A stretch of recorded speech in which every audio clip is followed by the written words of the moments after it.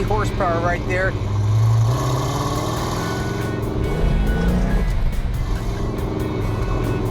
Boy, that feels good. Our 1969 Dodge Super Bee 446-pack 4-speed, all numbers matching car from way back in Season 2 is complete and ready for the very emotional reunion with its owner. Before we do, let's take a long step back in the Graveyard Carz time machine and see how this car got started. They're coming to get you, Barbara. In Springfield, Oregon, dead Mopar muscle cars are coming back to life. Restored by Mopar master Mark Warman. Joined by his out-of-this-world cousin Dougie. Oh, hi, Mark. His apprentice and daughter, Alyssa. Whoa, stop. And his childhood best friend, Royal. Mark hates everybody. His protege painter, Will Scott. You got one job. This is Graveyard Carz.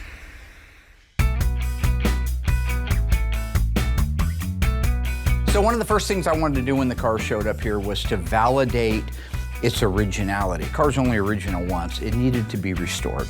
So we had made that decision that we would restore it, documenting the things that are on the car that would help us in the future restore cars correctly, or other people out there in the world that are doing a 69 A12 car, is very, very important. So therefore I took the camera guys and said, you're here until I'm done. We talked about the originality of the bolts and the fasteners that were on the car, what made them original, how we knew it was supposed to be done when the car was done. It's allowed us to be able to get where we are now and restore the car the exact same way. We started at the very front of the car and worked our way to the back. That is a date-coated vent glass. Has the original PPG logo here, the Chrysler logo here, the date code here, and the tint or no tint down there in the corner. I've got an original Bumblebee stripe on a 69.5 A12 car. It's a very, very rare situation. So the factory may have said, I want 1 inch reveal on this side and 1 inch reveal on that side, but it's a human being doing it. So when he did this car, he's got 1 1/4 inch over here and 3/4 of an inch of reveal over here. I duplicate that. I want this car to look exactly the way it looked when it rolled off the assembly line. We talked about the fiberglass lift-off hood. This car was an original paint car. If you look at it in this footage, it's all original paint. It never had anything done. This is an F6 spring green color. So even though the car was wearing its original paint, I thought that it was important, just again for historical purposes and for documentation, to check the course support numbers, make sure that they match, make sure there wasn't a typo in it. Check the one against the trunk lip. In this case, everything matched the fender tag and the dash, which all match the title, which all validate this car along with the serial number on the engine and transmission as a pure, all numbers matching 69.5 A12 Super Bee. And we got a WM23M, as in Michael. That means it's a modified engine application.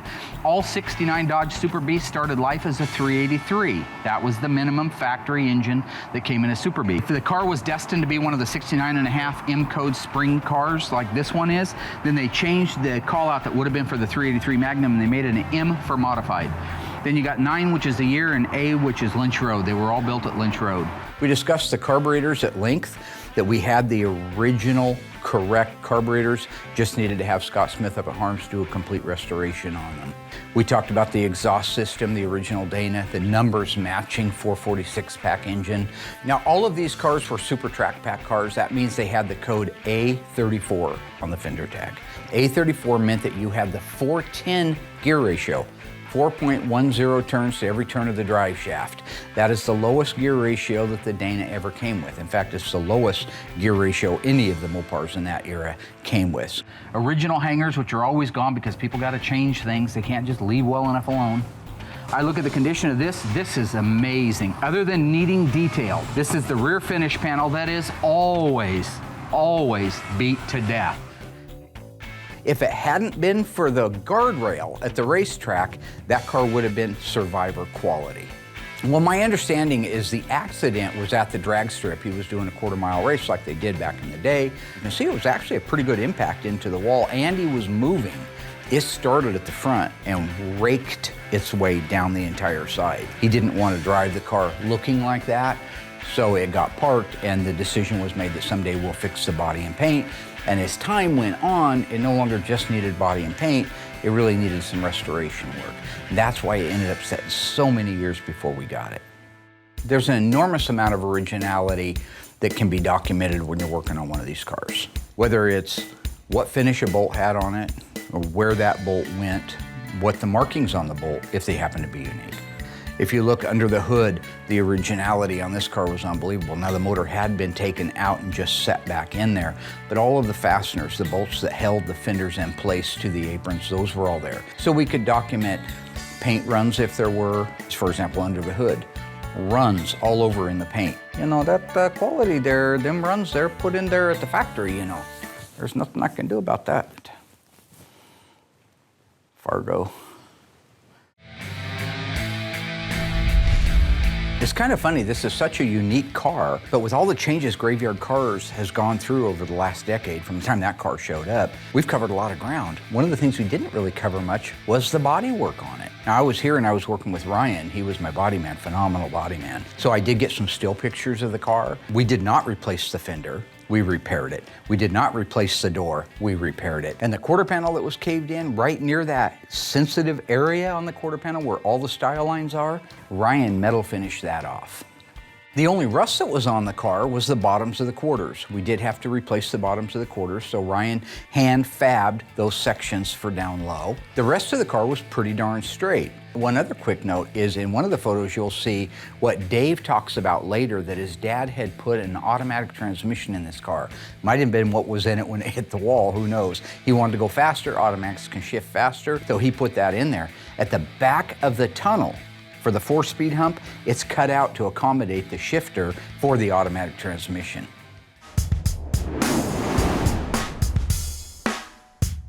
Right after the metal work was done, it got all the straightening done to it where it was ready for its first primer. Will has followed this car through and done a great job with it. He knows that the F6 is very, very difficult. It's a light green, it's gonna be transparent, it's gonna show underlying scratches. So his job up to where we are now has been crucial, and he's come through really nicely. It was a very challenging car. It's a very transparent color. So it's not like you go in there, put 1 or 2 coats of color on, or it's not a single stage either. So it's a base coat, clear coat, and you're looking at 7 or 8 coats to cover. I always hated the transparent colors because you're in there hour after hour putting paint on, trying to get it to cover. Get a couple coats on, wait, you know, half hour, let it dry, tack it off, a couple more coats, and it's just very methodical. Go back to our FK5 burnt orange car that I promised the owner of it I would paint myself, and I did. It was 11 coats to cover that car. 11 times around that car with paint.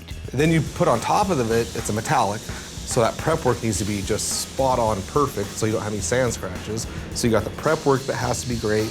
You have to take into consideration it's a super transparent color. Then on top of it, it's a numbers matching car. This is just all original, gorgeous car. So when it comes to the stakes in the paint shop, they couldn't be any higher than on this car. It's one of those paint jobs where you just can't rush anything. Take the time, do the steps, and the car will come out perfect. And I have to give Will credit. He did a fantastic job of getting his head around the quality that was needed on the car, what was going to have to happen to make sure we didn't end up redoing something, and following it through to the end.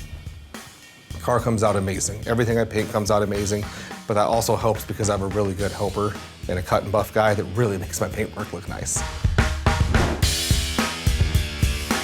So we have our 1969 Super B that's all been painted, all the jam work's done. I had my helper Michael go through, and he actually details these all out correctly, and he lays them all out on a nice, neat, orderly fashion. And then he cleans out all the threads in the doors. Once Will had finished with the car completely, it was ready to assemble. It had got its wet sand and buff done to it. Next thing was put the car together and get it back to the owner.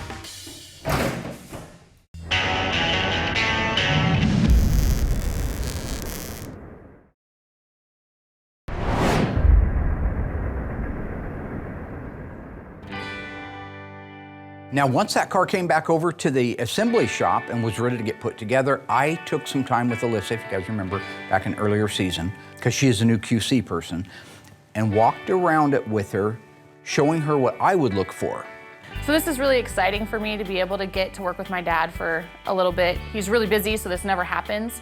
Getting to walk around the car and see the details with the paint and the gaps is especially important when you're doing quality control. So right now you're looking at a car that looks beautiful. Just came out of the paint shop. Theoretically, Should be perfect. no, there's no such thing as perfect. Oh, so what I really found interesting was my dad talking about color flop. This enigma of color flop, how you could paint a fender and a door out of the same can, but if you didn't paint them at the same time and you hung them on the car and you stand off to the side, one might look darker than the other one. That's color flop. I took the time to show her what to look for. This car had none of that. So it never occurred to me that even if you're using the same can of paint, that timing matters. So if you spray half the car, leave that can sitting out, and you get back to it the next day, the color's actually gonna be different and you're gonna run into problems later. So another key point that I wanted to share with Alyssa is always my pet peeve, and that is gaps. So when we're looking at the fender and the door, we're making sure the gap is consistent from the top to the bottom. And is it the same width of a gap that you would see on the driver's side? This may seem wide. I've seen these gaps all over the place. There may be a fine last minute adjustment once we put the hood on it, but this right now looks great. When you're at the level we're at and you're doing the cars that people want done because they mean something to the family, they want them to look at least as good as they did when they rolled off the assembly line. I want them to look a lot better, and that's why I took the time to go over all that with her. Now, I have a question. For who? For you, where are Okay. the hood hinges on this one? Or They the should hood? have the hood hinges in place, right? Yeah, why don't they have I don't know why they wouldn't have the hood hinges in place if we're gonna paint it like that, because it's gotta be adjusted and painted at the same time. Are the hood hinge? They're not body color, right? Yeah, they are. Oh, Yeah. God. Great. So they should be back there painted in theory? Yeah, well, yes and no. This being a 69.5 A12 Super Oh, B God. has a fiberglass liftoff hood that doesn't use hood hinges. It just sits on these 4 hood pins. Okay, Dad. Education. No, I admit I do have fun torturing poor Alyssa. She knows most of my shtick, but she still doesn't know when I'm sneaking up on her. When my dad messes with me, I'm not having fun, he is. That's an opportunity for him to show how much knowledge he has and how much he knows, but look who he's going off of. And I love it. Remember the old messing with Sasquatch commercials? I love those. I'm not trying to down myself, but how does that make you feel good? I don't know. And that's not a shot like you look like a Sasquatch. It's just, you probably don't need the Sasquatch. Cut the Sasquatch. So I just finished the build out on Mr. Johnson's 446 pack engine for his 69.5 spring green Super B. What a color, just an incredible color. Love it so much. We've got the engine done. My son Eli helped me hook this up to the engine run stand. Come on, baby. We had to do a few minor adjustments to get her to kick over and fire off. Come on.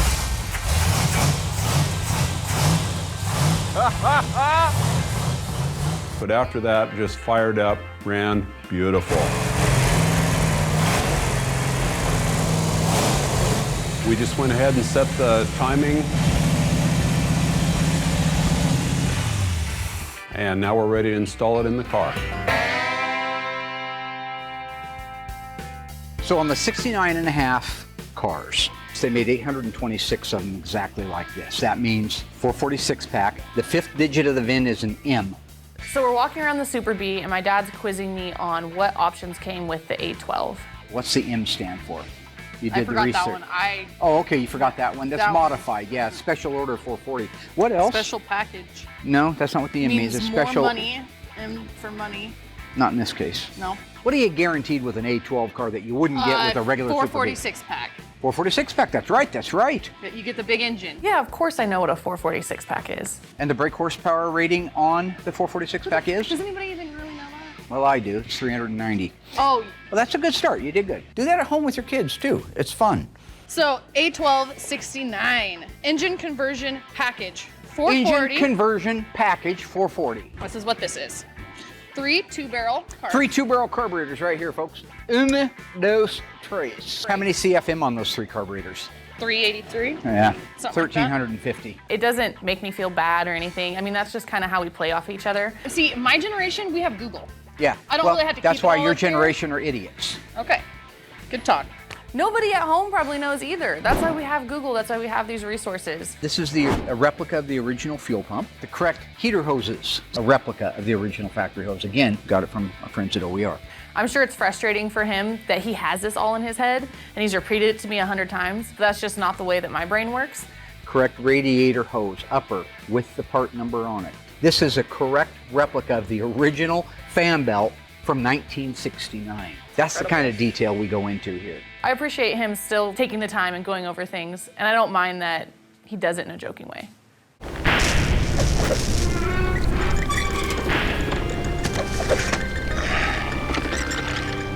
In previous episodes of Graveyard Carz, we restored this beautiful Top Banana A57 Rally Package 72 Charger. It was a 318 with air conditioning. What transmission did it have behind that? Was it automatic, 3-speed manual, pistol grip 4-speed? If you think you remember, stay tuned after the break. We'll let you know how you did.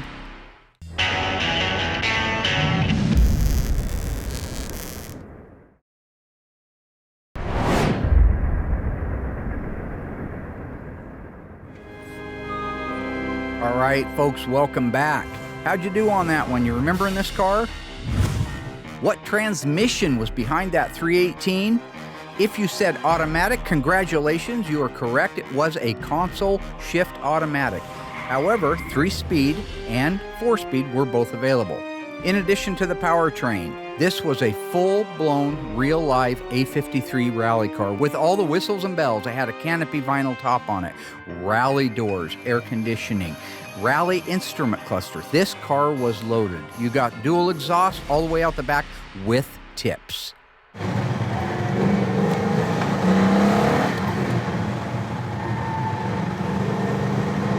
See where your dad liked it? Yeah.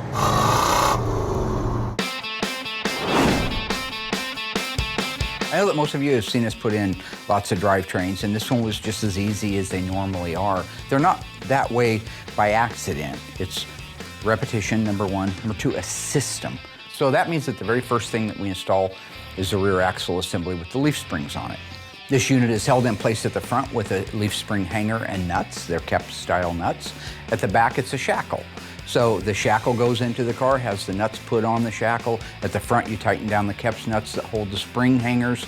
Then you can connect the shocks. We always have the shocks hanging inside the car so that when the axle's in it and it goes up into place, you can put the shocks on it. All of those things make up the rear axle assembly, which offer the counterweight that we're looking for before we install that probably close to 1,000-pound front engine, transmission, suspension setup. This is exactly how the factory did it. I don't know that they did it in the same sequence, I doubt it, but this is the basic way that they did it. Except back then, I believe they lifted the engine up into the car and the car may have moved down on top of it at the same time. In our case, the car is stationary on the bin pack lift. We raise the K-member with the transmission and cross member up into place, line it up in the holes with the frame rails, and install the K-member bolts. Once the bolts are in the front, you can go to the transmission cross member. Put the bolts in it, tighten everything down, put the natural weight of everything on the drivetrain in the car, and then begin building out all the peripheral parts. Upper control arms get put into place with the adjustable cams. All right, so how this works is if you want to set the upper control arm alignment when you're down at the alignment shop, you're going to set the caster and the camber. And the way you're going to do that, you're going to put a wrench on this right here.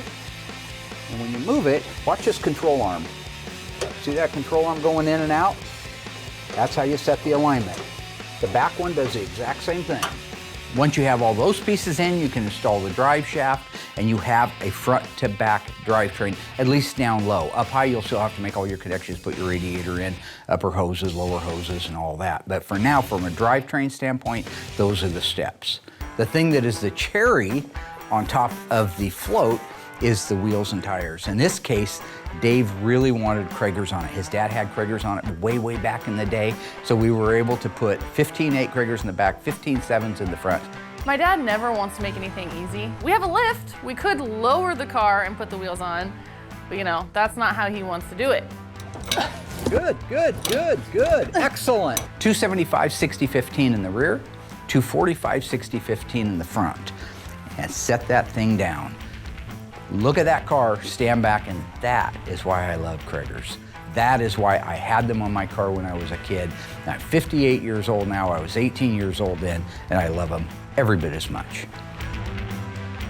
In the case of all of our cars and our work and our flow, we try to evolve as a shop. The way we do things now might be a little bit different than the way we did them 10 years ago, 20 years ago, 30 years ago.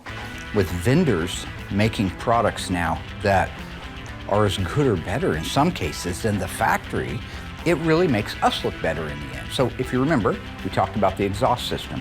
The ECS exhaust system on that car is a beautiful duplicate of the factory, right down to every marking. Every step, I took time and showed Justin what to look for on this. He went out back after that, looked at an original exhaust system and compared it, and absolutely agreed it is a factory system. So that's an evolution for graveyard cars. The carpet system that we also get from ECS is all laid out. There's no wrinkles in it because it came in a big flat box. It didn't come all wadded up, which we did for years. That's all we had. But time is money. So the time it takes you to pull that out and steam it and make it fit like it's supposed to, and sometimes it does, sometimes it doesn't. We're not interior people, we're not upholsterers, so we do the best that we can.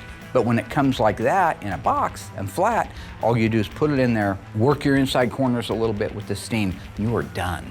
Those are the things that we're talking about, whether it's the Krager wheels, whether it's the 1010 tires, whether it's the exhaust system from ECS, whether it's the Classic Industries interior, the PPG paint, and I know I'm dropping a lot of names and people hate that, but those are the ways that we produce cars that look like the one you're looking at right now. Same thing for the radiator. This was a replica built by Glenray Radiators of the original 2949 054. This is going back in time and building and creating a radiator that has more capacity in it, more flow, will keep the engine running much cooler than the factory one did. And when you're putting a car together that you've got a lot of money in, trust me folks, a lot of cash, you don't want it overheating.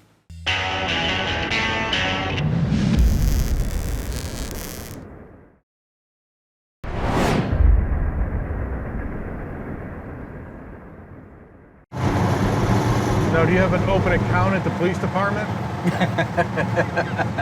We get along well. Once the drivetrain was installed in the car, we could cut Justin loose to put the rest of it together. I've never worked on a Super Bee before, so getting to learn the process of this car, I know some things aren't that much different, but just the unique features of this car was just a really cool thing to do. He actually restored the original grille. It's just a sleek looking grille, and I actually got to restore this one, so that was one of my favorite parts. But where we were at now is interior door trim panels needed to be installed, along with the pieces that go on with the door handle, the armrest, the window crank. Make sure you clock the window crank in the right area. Instrument Specialties did a beautiful job on the dash. In fact, I actually took extra time to show him some of the things that were so right about that. These are all re-chromed originals. Wow. This is the original faceplate, and it's all re-chromed with hand-done lettering. I love sending our stuff to them because when it comes back, I don't have to do it, number one, so that's one thing. But two is just know that Mike and the team back there do a phenomenal job, and they look the way that they did when they were brand new, and they're not a bunch of aftermarket replacement parts. Sometimes that's the only choice you have, sometimes it's the only choice we have. Stuff's missing. But this was an original bash, and so they were able to renew it. How did they do that? How do they get the re-chrome on there? They chrome the whole thing, and then they black it out. Oh, and then they black it. Yeah, Gotcha. if you just look at the gauges, that's the original mileage right there. Oh, so he opted not to switch it back to zero. When his dad last drove the car, that was the mileage, and I think that's such a great tribute to his father. They didn't put decals on the faces like some people do of the instruments. They actually did the photochemical process. Looking at it, it's a masterpiece. With it done and knowing that everything works the way it's supposed to, Justin was able to put it in the car. We restored the steering column here. Again, Justin did that work. He did a phenomenal job. Used a nitrocellulose lacquer on the column so that it had the same sheen as the Instrument Specialties paint did on the dash. And that's the way they were from the factory. I think it was called Jewel Black or Black Jewel was the original code. So after that, Justin was able to install the front seat, the seat belts, and the rest of the things that it takes to make the car complete on the inside. Oh, look at that. That thing slides nice. It works. Locks in place. Excellent. Under the hood was just a put together. So you have your windshield washer reservoir, your brake master cylinder, your brake lines, make the connection at the front shocks, install the radiator, upper radiator hose, lower radiator hose, heater hoses, the brackets, the provisions on the insides of the aprons to hold the positive battery cable and the lower brake line. All of those are the little things that when you're done and you look at the engine compartment, it looks like 1969. Everything. I got to learn so much doing this. You know, it had the bumblebee stripe on it. It had the fiberglass hood, which is just really cool concept for this car. So I really like doing that. So all the decals, the color was gorgeous. I completely love this car. I love the color, I love the stance. You look at all that green, you're like, wow, that's gorgeous. But then you take a flat black hood and it just sets the car off even more. I know that we talked about the shift ball in this car in a previous season, but since some of you may be watching it now and ready to crucify me on the internet, I'd like to point out the white shift ball is not factory, it's not correct. And so the reason the white ball is in there and not the factory wood grain one is because Dave's father had that in the car when he used to race it back in the day before he put the automatic in it. So a lot of times, if you go back to like Kimberly Cook's 1970 Barracuda, I handed her the unrestored original steering wheel because that's the one that her dad had held for many years as he was driving it. Other cars, I've left the original brake pedal pad in it, the window cranks, things that had that DNA from that original owner that I know means something, because you can always replace that, Paul. Take it off, order one from Classic Industries, put it on. But that's the original one. And I always look at things, how would I want to do it if it was mine? That's one of the touches that I think I would really like.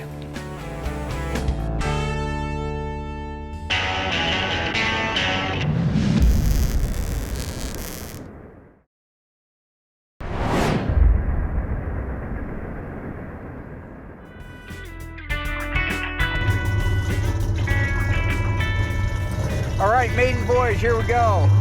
69.5 A12 446 pack 4-speed car.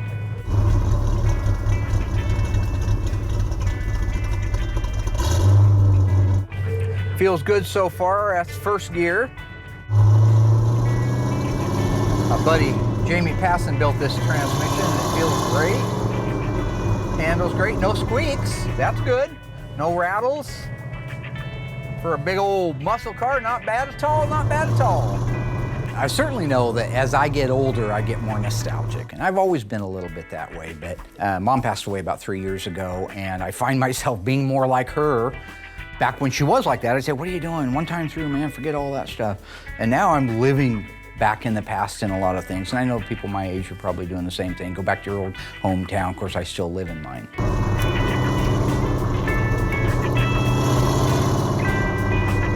For me to be able to drive a car that I only dreamed of when I was a kid, never thought I would have one, didn't figure I'd even want one by the time I was an adult. But at that time, I would have loved to have it. Here I am driving around the streets of Springfield.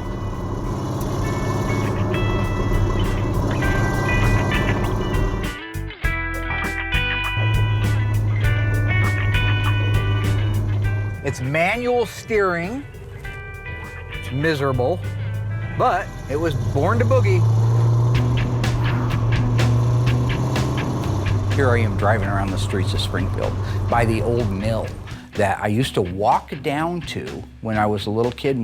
Right after my dad passed away, I was about 13 and a half. My neighbor, Ron Ackerman, showed me how to build these little birdhouses out of remnants, shake remnants. And so we'd walk down to that little mill that you see me driving around and pick up the scraps, you could have them for free, and walk all the way back over to 14th Street. And we'd build little birdhouses, and we'd take them to the Saturday market and sell it to make some Bunsen burners, nice little earners. Those are the memories that just are ingrained in me, that make me the person I am today. and make me appreciate the fact that I am living this incredible dream.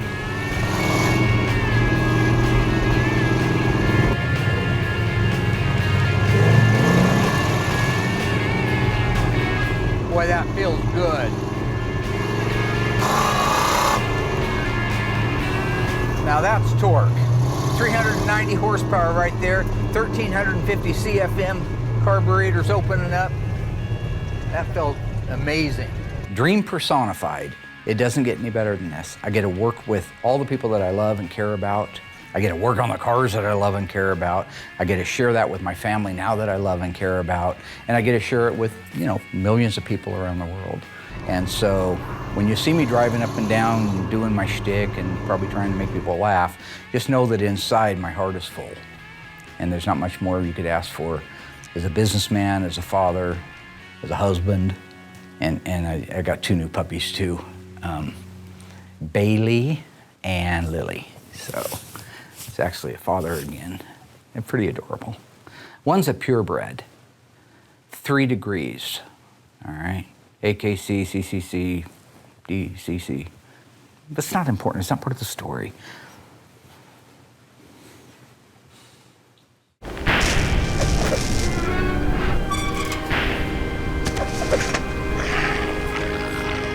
In a previous season of Graveyard Cars, we restored this beautiful numbers-matching 1968 Dodge Charger RT. True or false? This legendary muscle car featured the 426 Hemi. If you think you know the answer to that, stay tuned after the break and I'll let you know how you did.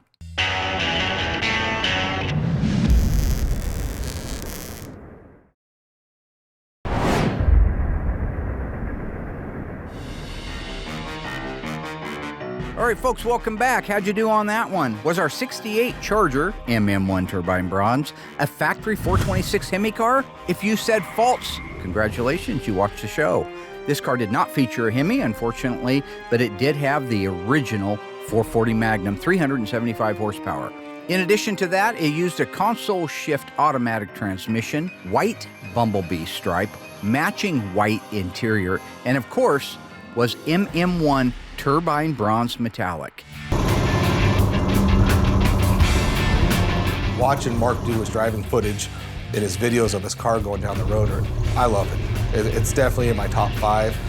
But what really sets it over the top is when you have a great guy that the car's going to. My name is Dave Johnson. I'm from Syracuse, New York. My dad purchased a Super Bee in early 1970. He bought it pre-owned. The gentleman owned it for just a brief amount of time. I think he bought this car. It scared him. He took it to a Chevy dealership, and the story is a guy bought a Camaro instead. So some of these cars have been here too long. This is one of them. What he got at the end result is an all-original, meticulously restored car that nobody else is going to do better at. So while it takes a little bit longer, he gets that car and it's worth the wait. It's all worth it. It's absolutely worth it. I'd do it again.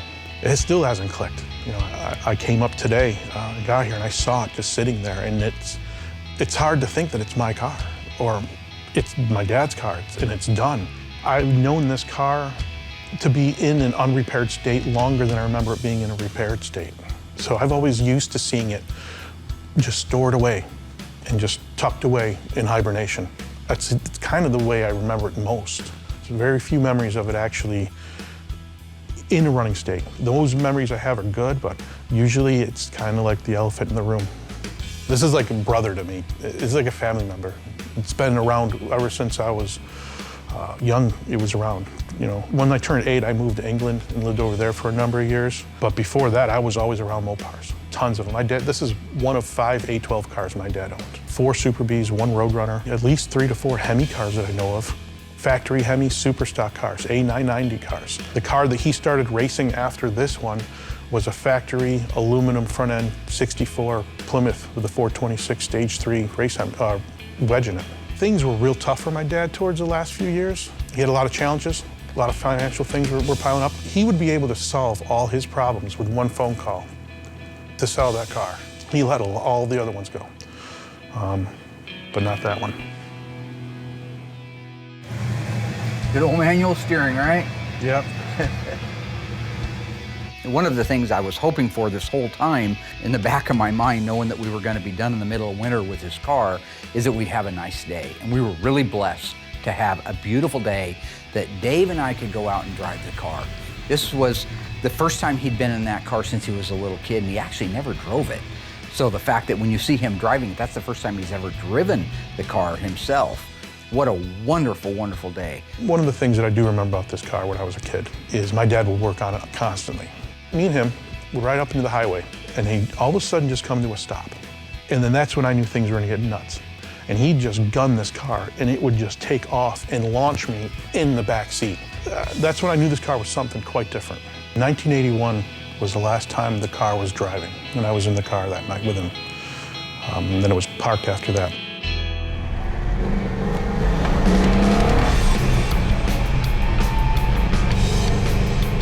See why your dad liked it? Yeah. My dad raced the Super Bee. He did race it at the drag strip. He often went there, but then he had a couple other race cars that came along. And then he kind of put this one, not aside, it became his favorite car. And you didn't want to tear it up on this trip.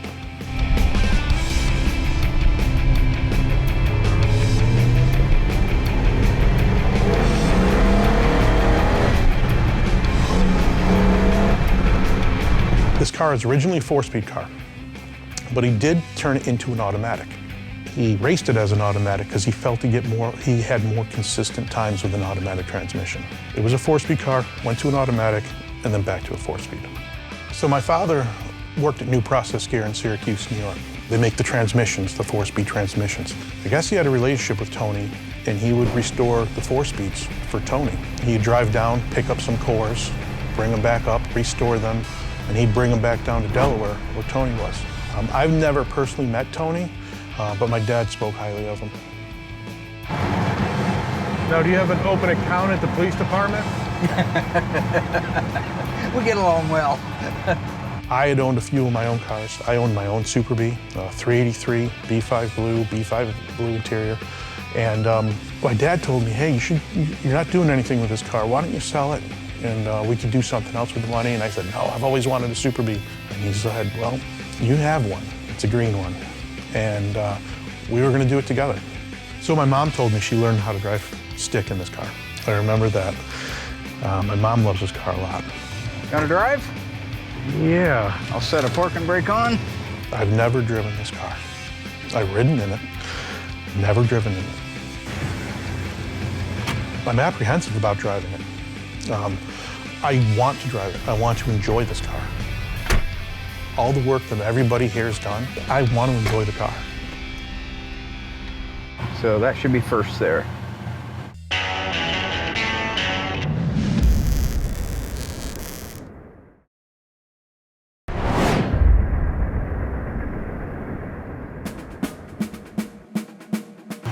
Yeah, nice, good job. So you never drove this car? No, engine. This is the first time you've driven your dad's car? Well, I left for England in 1984. Okay. The engine was in it. When I got back, it wasn't. I'm just gonna have to get used to it. I've never had anything like this. I've had muscle cars, I've had Mopars. Never had something like this. Nah, nothing close to this. Yeah, nowhere. This is what I mean. It feels so solid. Like a lot of times we got to go through a bunch of stuff, finding rattles here and squeaks. This one feels good. I looked into a lot of the people locally to help with the restoration of the car. I subscribed to Mopar Collector's Guide, and I saw the issue with Graveyard Carz on it. Just on a whim, I said, I'm gonna email these guys. And within less than 24 hours, I'm at work and my phone rings, and it's Mark Warman. My dad was like Mark in a lot of ways. I mean, he was about originality. If there was a paint drip on a car, he would photograph it and duplicate it on the restoration. I don't know what my dad would think. Looking at the end result, I'm confident he'd be very pleased. You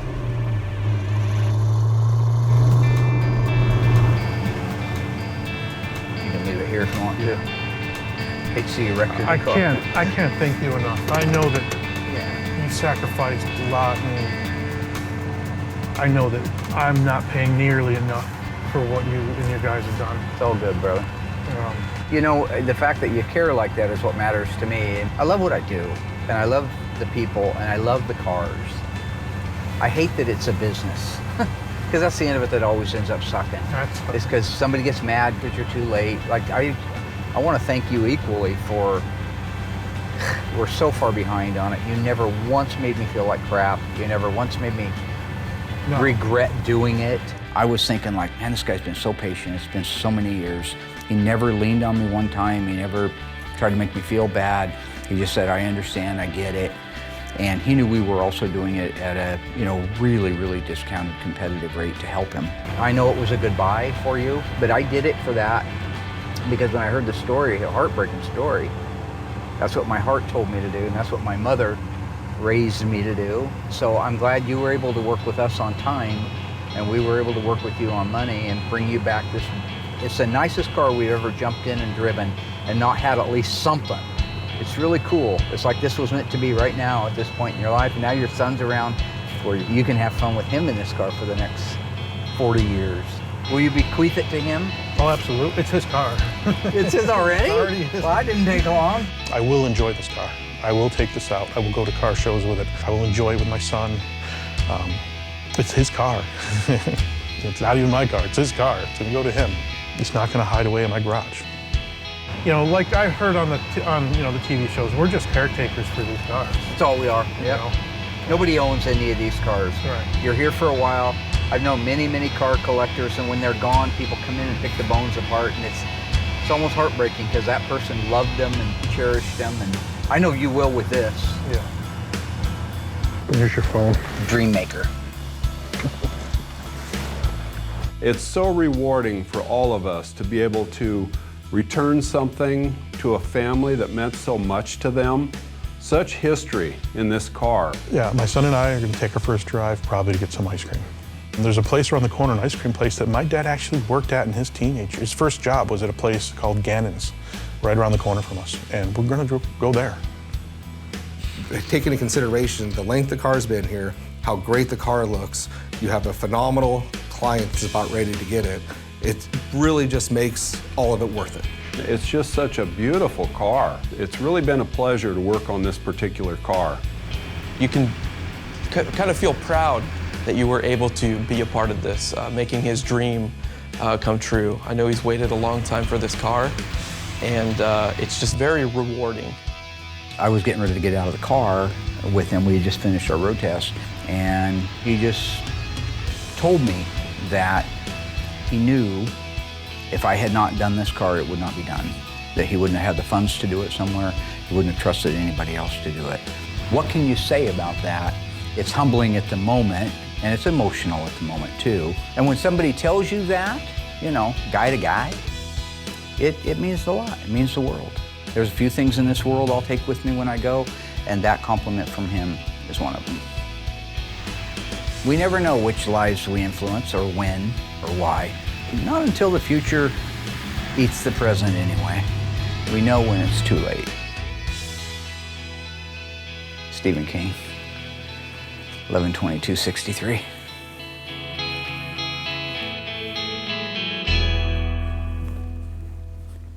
Words of wisdom, Lloyd. Words of wisdom.